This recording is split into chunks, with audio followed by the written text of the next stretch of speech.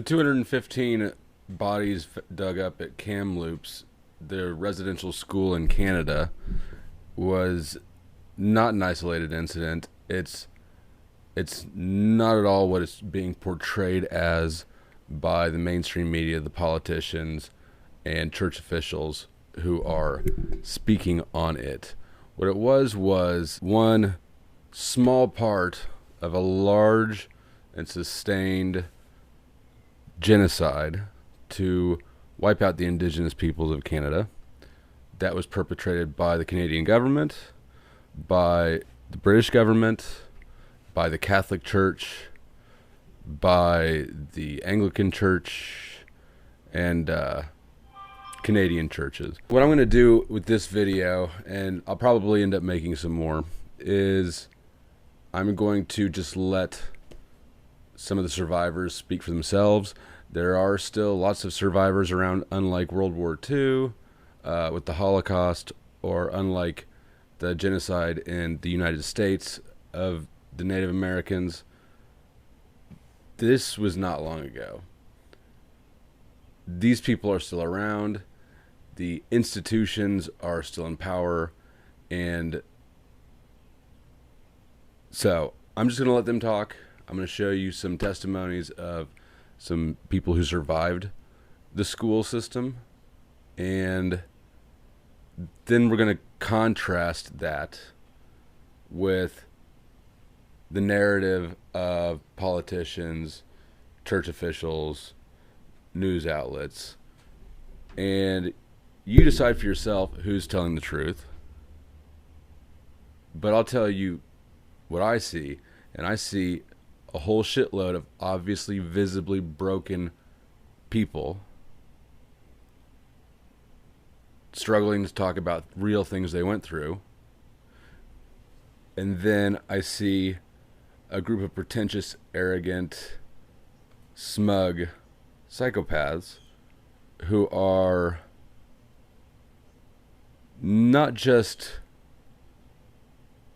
only are they dismissing the crimes of the past, they're sort of almost reminiscing. They're stirring up old wounds. The apologies that they give always have a little bit of wandering down the road of, I can't imagine how terrible it must have been for the victims and their families, for the parents of these kids who died tragic deaths, the most brutal deaths, that sort of shit. Watch Trudeau sort of rub salt in the wound before offering just the most ridiculously ineffective and inadequate apology, punting blame over to the Catholic Church, who's simultaneously punting blame back to the Canadian government. The fact of the matter is that they're all guilty, individually and collectively. These institutions are still in power. The United Nations is guilty, if not directly, certainly indirectly, of indifference, negligence, ignoring its own human rights commission. These things were reported to the UN. The UN did not respond. So this has been going on for years. All the institutions still in power today globally were aware of it, if not involved in it. For a lot of reasons, this is a very important story right now. As we're walking into the fourth industrial revolution, as these people want to give you untested medicines, as these people want to control your livelihood, put you on a constant surveillance grid. These are the same people, the same power structures, the same ideologies today running government and big business that they were 50 years ago when they were killing Indian kids by the thousands in these concentration camps. Irene Fable, I'm 75. I went to residential school in Muskogee in 1941 to 1949. And I had a very, very rough life. I was mistreated in every way. There was a young girl, she was 7-year-old. She was pregnant. And what they did, she had her baby. They took the baby, wrapped it up in a nice pink outfit, took it downstairs. I was in the kitchen with the nun for cooking supper. They took the baby into the, where they make a fire and all that to heat up the school furnace room. They threw that little baby in there and burnt it alive. All you could hear was, that was it. And you could smell the flesh cooking. It's a big mistake when people say we were treated good. No way. So after my brother got better, he needed to go back to the mush hole. And we didn't go back for that next year.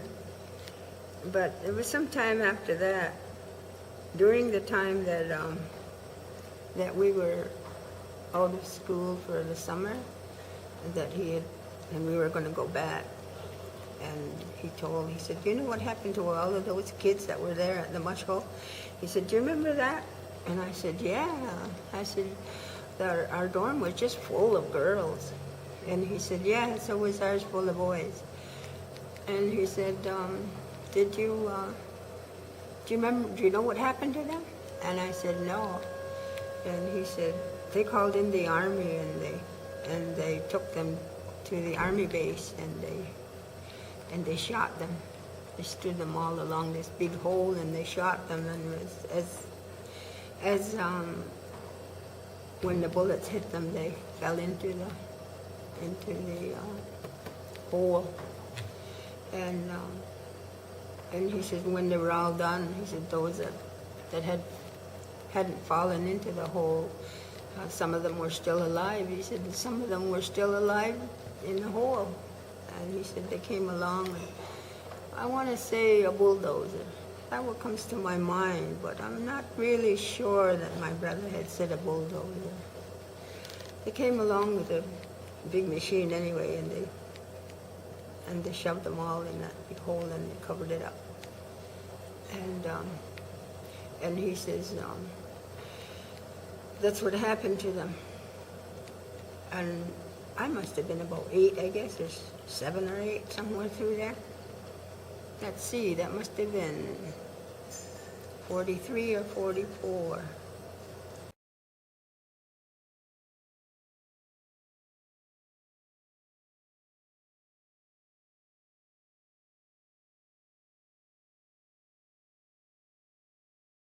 And I spent 5 years in the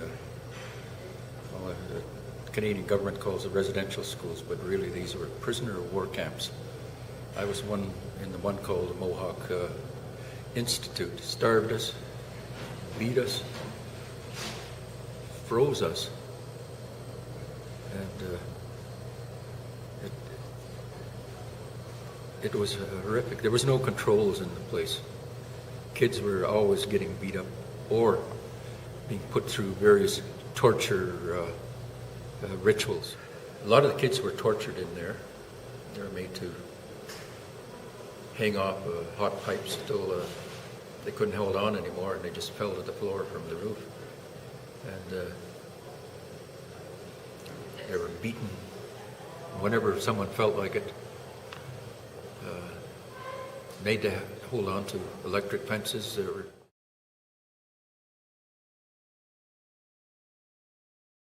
The kids who told on us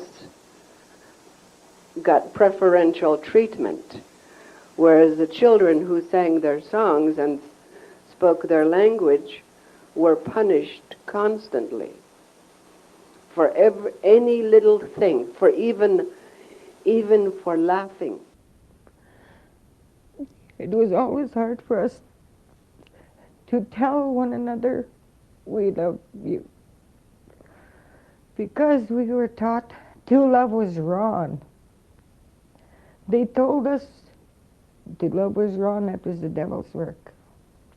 But yet, these priests and nuns could hug and kiss. And we couldn't even hug our own brothers. We couldn't even hold them and tell them we loved them. It took me a lot of years before I was able to tell my boys I loved them. 3 years it took me to realize it, though, of torture and pain, being strapped at a young. I lost my childhood when I first got there and never knew what it was like to have parents. Still hurts. Sorry about that. It's all right, you don't have to apologize. But I never knew my mother, and still don't today. I couldn't remember any good times that were there because I was being punished for things I'd never done. Like what kind of punishment? Punishment by restraining me to the bed, by putting a restrainer on me and holding me down in the bed. I had bed problems, as wetting the bed, and they would tie me in bed and put an electric underneath my sheet so that when it did wet, I would electrocute myself. Did they put you in a hospital? Yes, I did. Well, they gave me some drugs or something like that. What happened to you? I don't know what kind of drug it was. What happened to you when they gave you the drugs? Hey? Oh, they put me in like a padded room. Padded room, like? All strapped down. That was after you reported the girl? Yeah. Finding the girl's body? Yeah. I'd seen them burn hands of kids when they're 3 years old and 5 with a little spike in their hand and like that, like a shock thing. Electric shock Yeah. device? Why did they shock the kids? Because the kids wouldn't listen to the Catholic priests.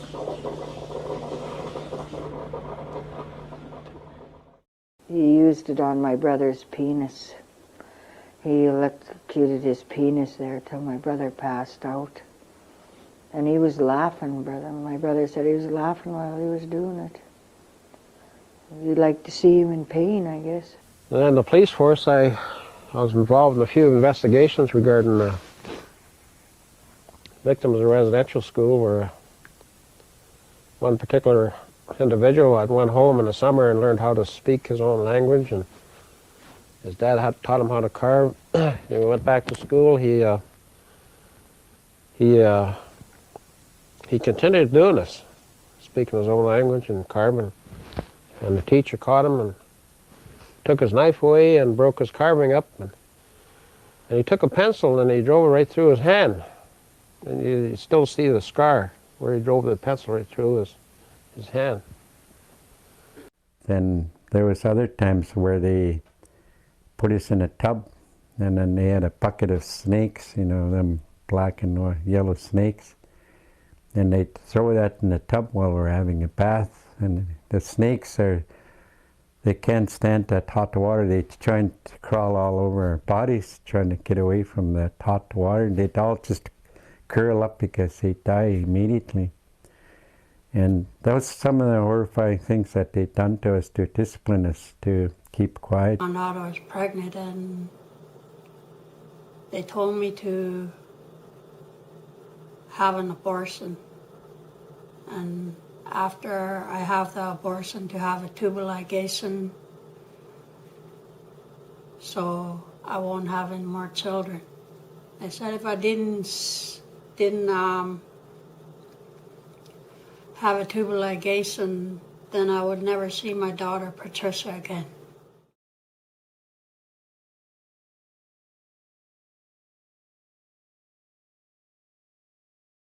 Furnace burning 24/7, which was totally out of bounds, and me and a friend witnessed the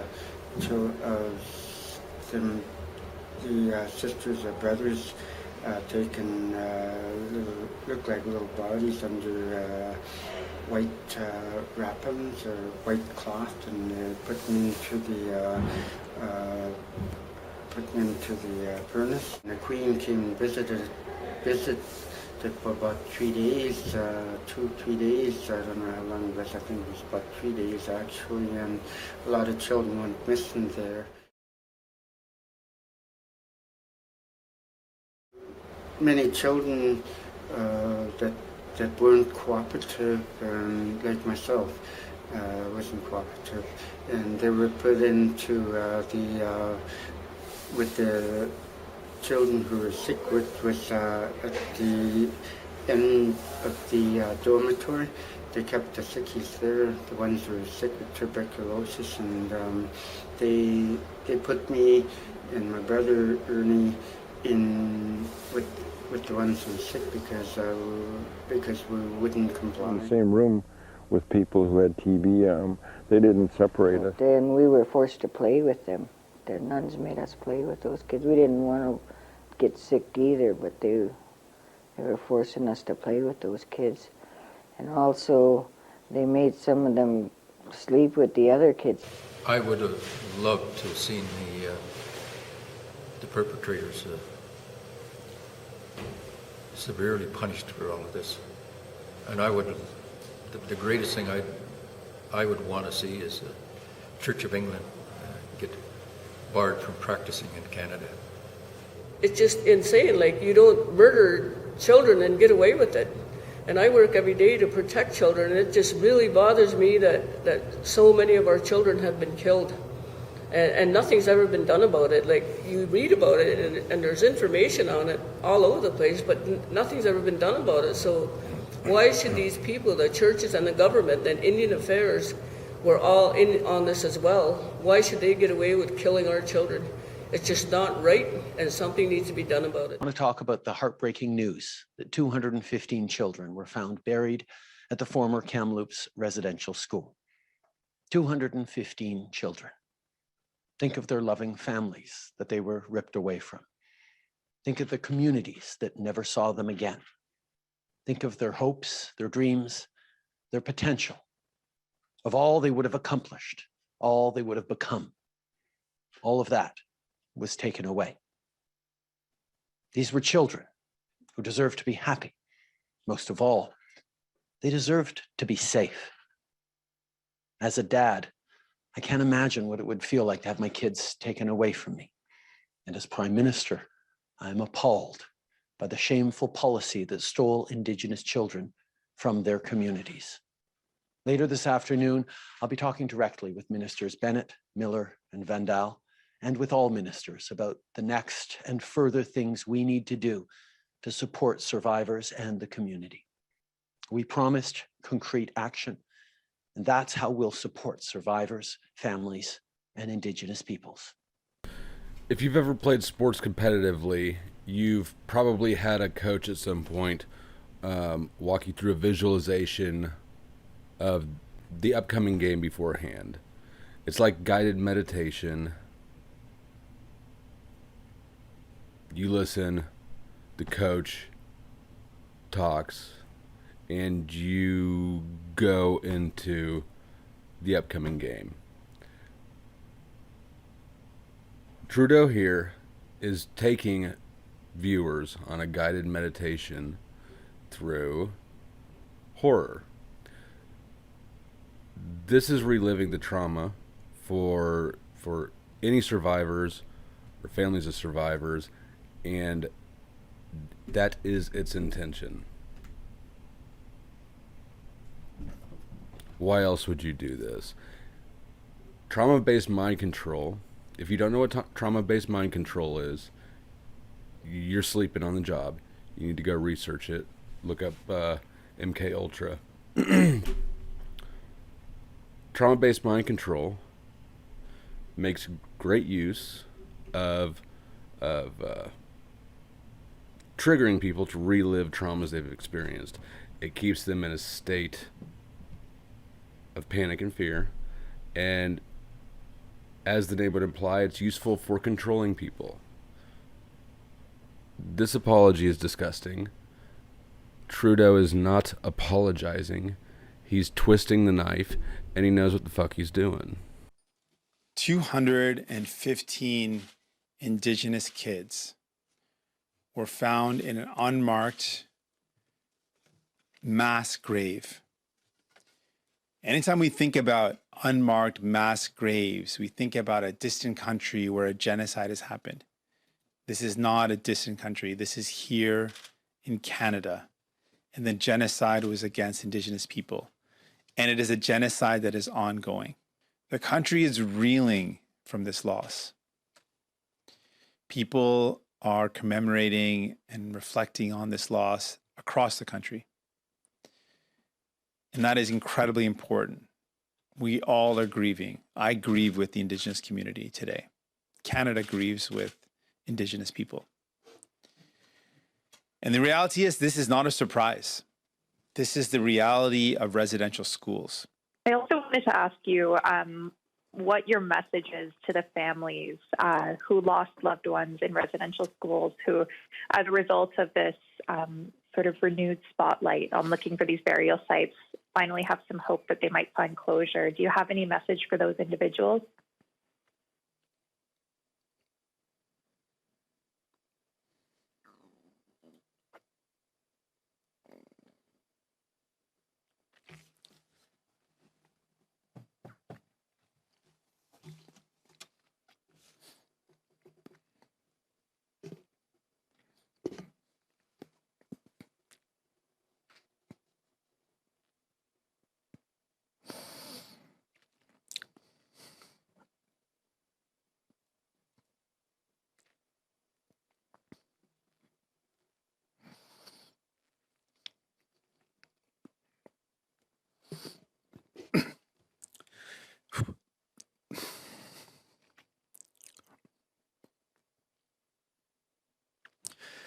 I'm sorry.